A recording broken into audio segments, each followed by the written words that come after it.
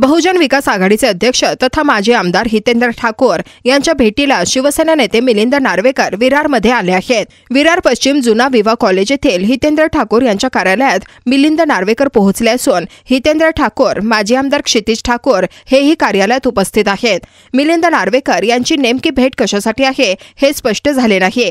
मात्र निवडणुकीमधील पराभवाचे कारण काय, याला खऱ्या अर्थाने ईव्हीएम मशीन कारणीभूत आहे का, यावर नार्वेकर आणि ठाकूर यांच्यामध्ये चर्चा होणार असल्याची सूत्रांची माहिती आहे।